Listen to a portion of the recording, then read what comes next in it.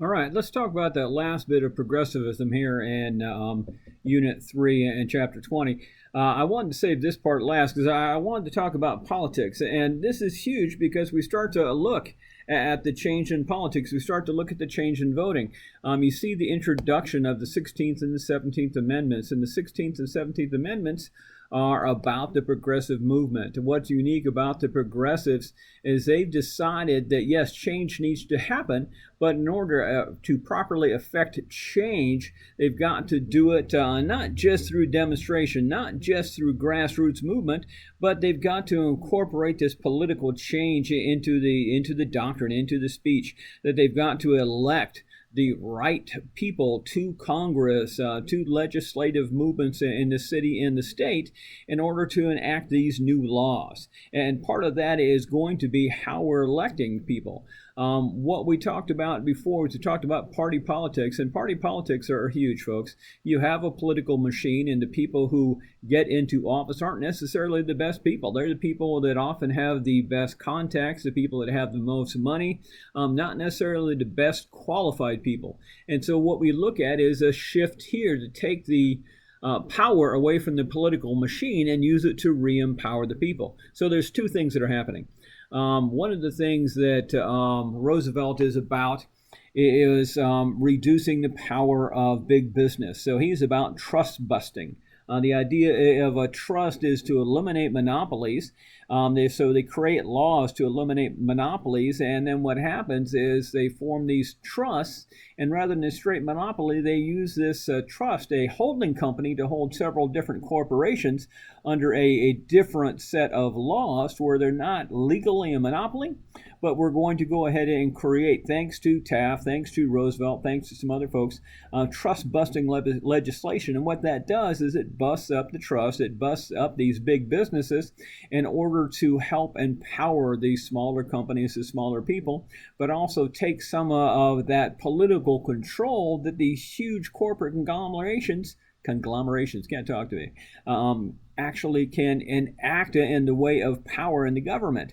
And so we start to look at a change, and part of that change is going to be the 16th and 17th Amendment. 16th Amendment is interesting because that's actually almost a Civil War amendment. During the Civil War, Lincoln is going to push towards a tax. He's going to push towards a income tax that has to do with funding the government, and this is where that 16th Amendment is going to come in. It's going to be this tax, this income tax, is going to go and help to fund the government and to create a standard income, not for the people, but for the government itself to fund what it needs to.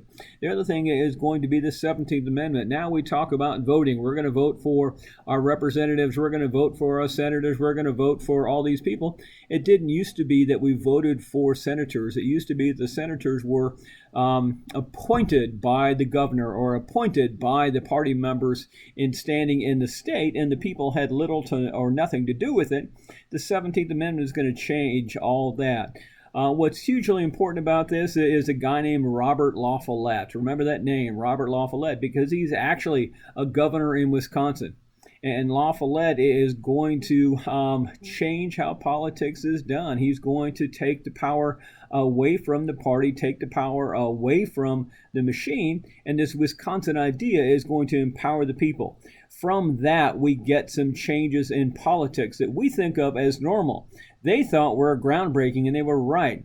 The direct primary is one of those things. The direct primary comes out of this time period, the idea that yes, political parties can indeed nominate people, but you can also vote to nominate people.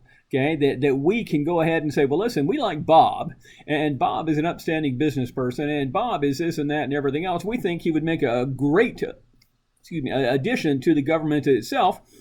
He's not a major political party member, but we don't care. And so what we're going to do is we can take and help Bob to run and to fund this. And direct primary allows us, the voter, rather than the party with smoky back rooms, to say who we want to represent us, who we want to be able to run for the office. And that's a huge part of what's going on. Another thing that comes out of this is initiative. Not taking the initiative to do something, but to create an initiative. If you are an everyday person, which we are, and you look around you and you say, you know what we need is a law to do this. Well, gosh, if you decide that we need a law to do something, you can find the supporters, you can find the backing, you can find the legal basis to create this law. Personally, I can't see why the average hunter needs a 100-shot clip to go hunting. I mean, if you can't shoot the deer in the first 25 shots, well, then you probably need to quit shooting. And so I would love to create a law that says, listen, we don't need 200-shot clips. Now, I know I just pissed off a whole group of people, and that's okay. I don't mind, because this is the example I'm going to use. The idea being here is if I wanted to pass this law and I could get the backing for it, then I can create an initiative. And this initiative is going to allow me to introduce this to the ballot. This is where a referendum comes in, because actually getting it on the ballot so people can vote on the agenda is where the referendum comes into place. And that's huge, because we as a people now can not only decide what goes on the ballot, but what else we want to place on the ballot or vote apart, or what we think is important. So we're getting much more of a hand in this. The other one that fits in here is going to be the recall. I know you've seen the news lately. You've seen some judges that we thought made bad decisions, and there is a recall movement to pull those judges off the bench. The idea of a recall is we elect somebody and we think that they're going to be the best person for the job, and they get up there and they pull some bonehead moves, and we go, oh, snap, they're not what I expected after all. As a matter of fact, they're dangerous to have up there. What we need to do is we need to have them step down. And well, people don't like to willingly step down from political office, so a recall is the opportunity for us as voters to get together and arrange a referendum and to go ahead and initiate a recall vote. And if we're successful in arranging a recall vote, we get to say, you know what, we've decided that you are not fit for this position, and we're going to go ahead and remove you from the bench. We're going to go ahead and remove you from the office. It's our ability to create a bit of a system more of the checks and balances to check political power and agenda. Folks, that's huge with what's going on at this particular point, because when you put this together with some of the laws these new people are going to create, when you see people like Alice Paul step in here as one of the first females, not in office, but as part of the secretary, part of the president's cabinet. Pardon me, she's the Secretary of Labor, I believe, at this particular point. They're going to use this new agenda to enact some labor codes, to enact some codes to protect children, some new codes to go ahead and break down these huge businesses in such a way that this populist agenda, this progressive agenda is going to create real change, both in the political sphere of things, but also change in the everyday life of people who need that change. Think about the fact that if you have ever been in some of the areas of the larger cities. I grew up in San Diego. I know there's areas of San Diego that I can freely walk in. There's areas of San Diego that I have no business in. What this does is this reaches out to a variety of communities and helps to